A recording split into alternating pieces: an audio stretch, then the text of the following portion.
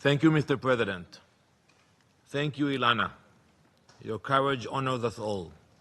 On October 7th, Hamas stripped you from your home in Kibbutz Nir Oz with your partner Matan Sangauker. You survived 55 days in unimaginable conditions. You are free, but Matan is not. He has been in captivity for almost 700 days. No freedom, no light, no dignity. You were born in Mexico. You came to Israel more than 15 years ago to build your life as a proud Jew. We know your heart is still with Matan and the others. Your testimony is the voice of those who cannot speak. It is a living reminder of the unbearable suffering that the hostages are still enduring. Their freedom cannot wait. The report on sexual violence in armed conflict confirms what we have always known and what Ilana bravely shared. Hamas used sexual violence as a weapon of war. Survivors deserve action, no doubt. Blacklist Hamas now. The Security Council must finally designate them as the terrorist organization they are. So despite all the lies in this room, we will not lose sight of our goal, to bring Matan home, to bring them all home. Council members, some of you have forgotten about Matan. You have forgotten how this all began, and the truth above why it continues. We will not leave them behind. Their freedom cannot wait. That is why the war continues, to free our people and end Hamas's reign of terror. But instead of focusing your attention on the hostages or on the crimes of the Hamas terror organization, a campaign of diversion from these issues continues, an echo chamber that swaps facts for slogans. Look no further for evidence than the IPC report. Maybe we should call it the Fabricated report. The IPC lowered its own thresholds to manufacture a so-called famine. It cut the global standard from 30% to 15% for the report only, for this report only, and ignored its second criteria altogether, and I will get to that later. It refused to count most of the aid that did not pass through the UN.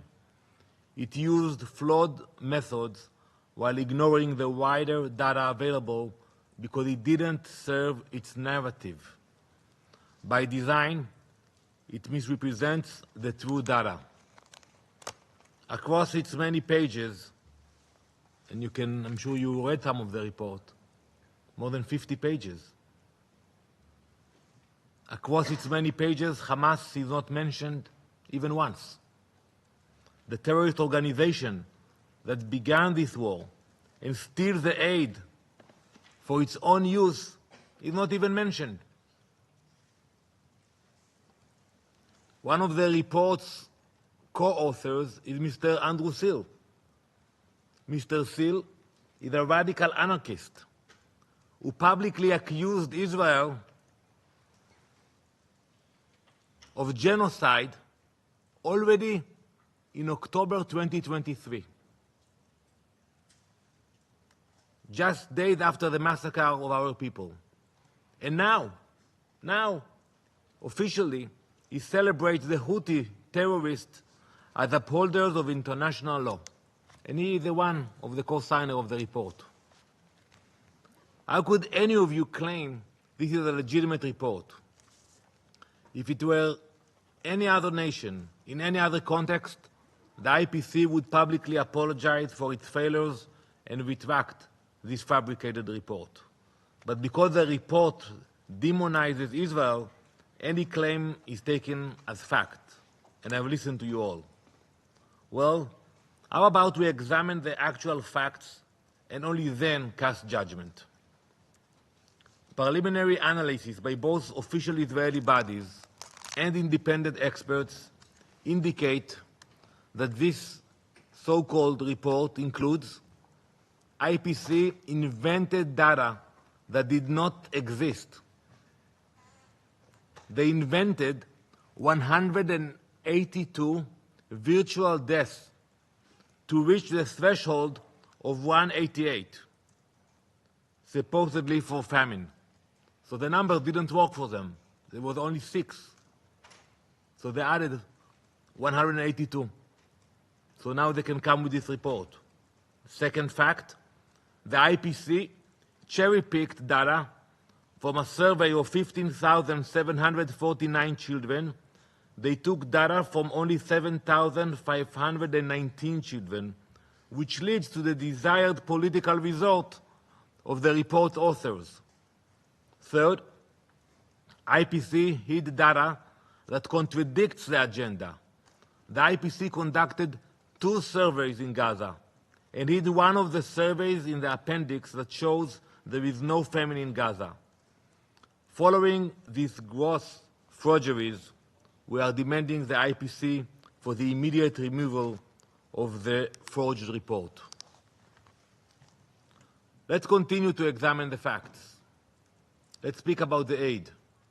The UN's own records show more than 500 trucks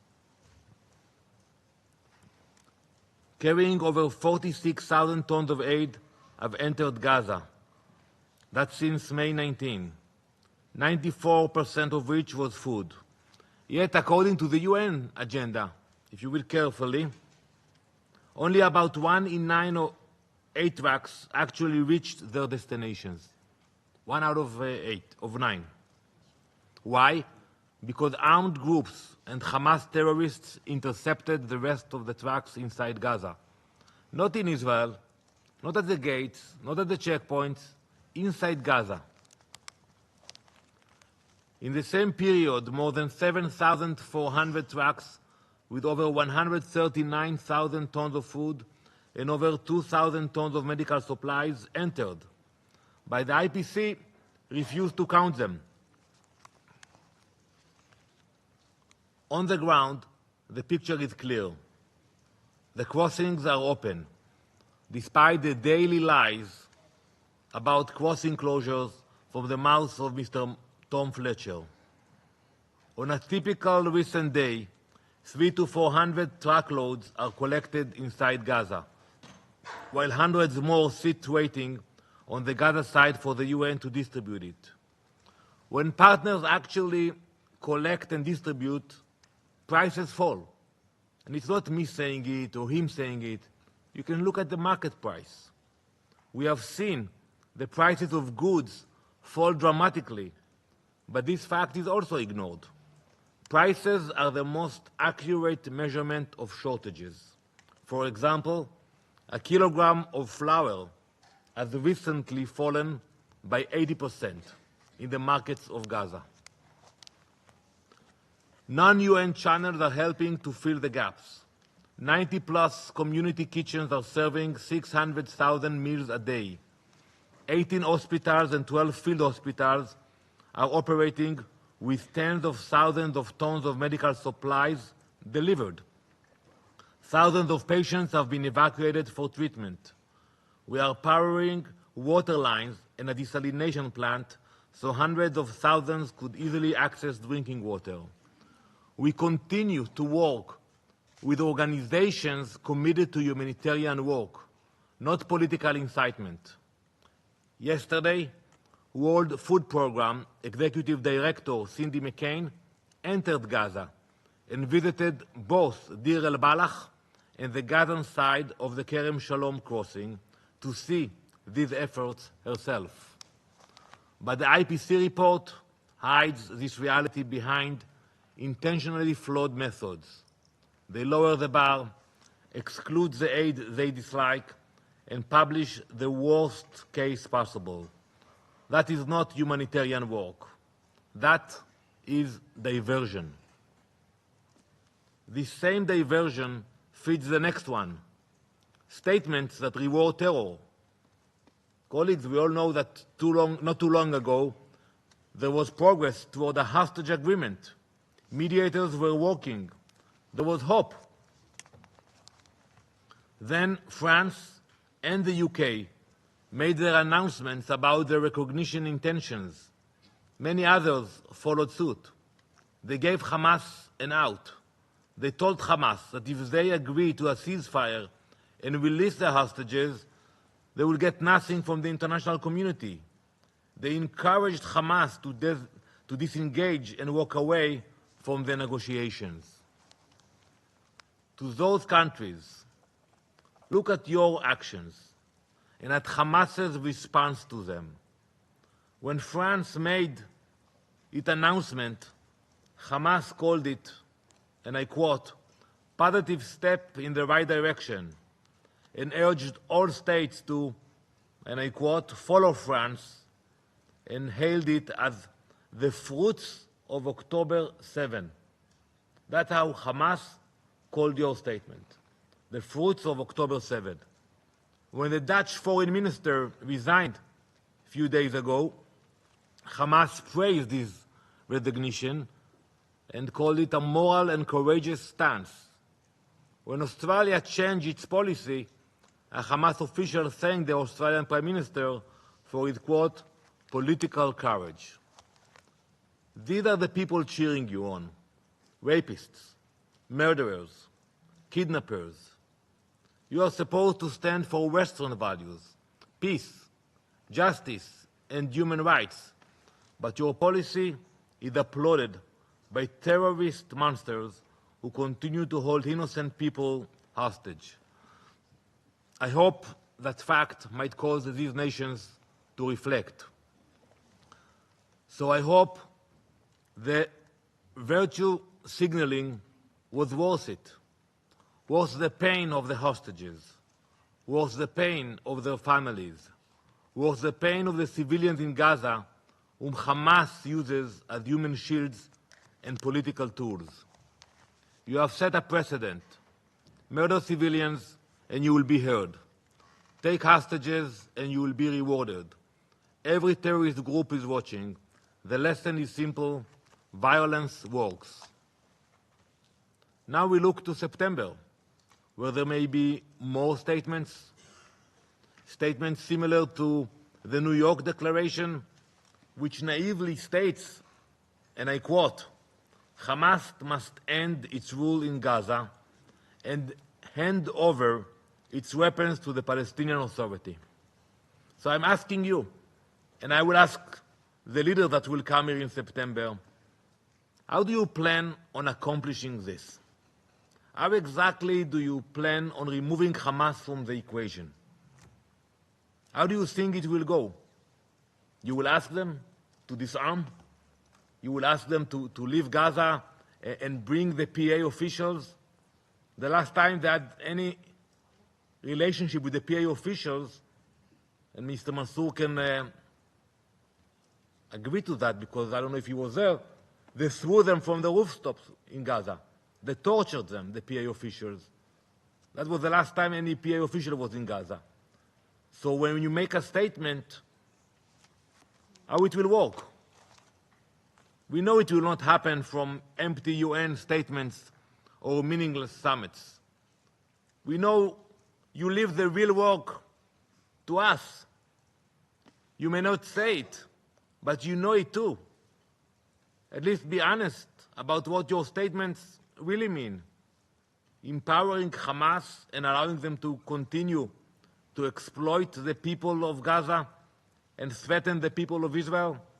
That's what it means if they will stay there.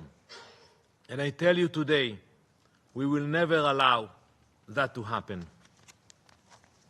Mr. President, this Council can keep chasing distractions or return to core principles. The hostages, say their names, demand proof of life, demand they receive aid, medical care, and visits from the Red Cross. Use real pressure on those who hold leverage over Hamas. Make their return the first sentence of every statement in this chamber until they are home. Hamas's rule must end. Any meaningful future for Palestinians and Israelis require it. You cannot build accountable institutions around murderous terrorists. Israel will keep doing the hard work. We will bring our people home. We will dismantle Hamas's war machine. Ilana, to you, to Matan's family, and to all the families, we will not be diverted. We will not be deterred. We will bring them all back home. Thank you, Mr. President. Thanks for watching. Drop a comment below. Don't forget to like, share, and hit subscribe to stay updated with our latest content. Until next time, stay informed and inspired. This is Dejobnik signing off.